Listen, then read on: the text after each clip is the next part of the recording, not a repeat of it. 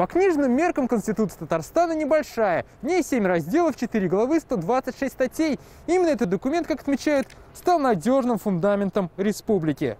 Принятая сегодня Конституция – первая в нашей истории, идущая от интересов республики. Конституция отразила всю уникальность Татарстана. Был установлен статус республики, институт президентства. Получили равноправие государственные языки, дана свобода экономической деятельности. И сегодня мы убеждаемся, что мы поступили верно, приняв такой длительный, перспективный, на длительный срок Конституцию, которая объединила многонациональный народ, создала условия для развития каждого и сохранили хребтовые отрасли экономики нашей республики, народного хозяйства, поддержали культуру. Высшей ценностью Конституции республики была провозглашена свобода человека. И сейчас, как можно заметить, татарстанцы активно отстаивают свои конституционные права. Так, уполномоченным по правам человека в республике за год поступает несколько тысяч обращений. Те граждане, которые к нам обращаются за помощью, они говорят о своих правах на труд, о праве на охрану здоровья, на экологическую безопасность.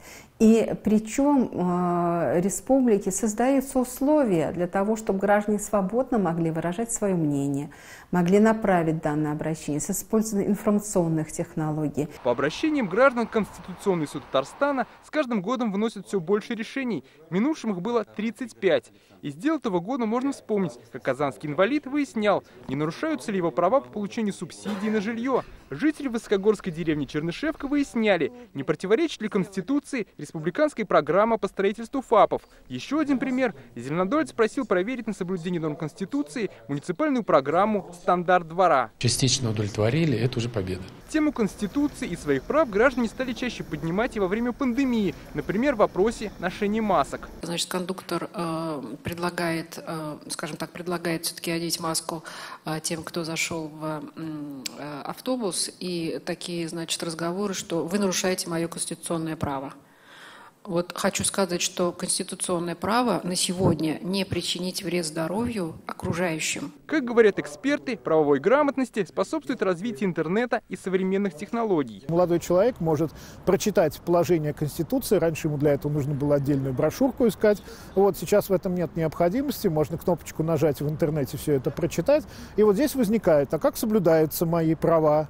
Вот, а насколько реализуются мои свободы? Да? Подытоживая, можно отметить, Конституция Татарстана способствовала динамичному развитию региона, сохранению и укреплению межнационального и межконфессионального согласия. Основные его нормы, базовые принципы и спустя 3 десятилетия остаются актуальными. Не каждый субъект в то время был готов принять основополагающий длительного действия закон, такой как Конституция Республики Татарстан. Это тоже о многом говорит.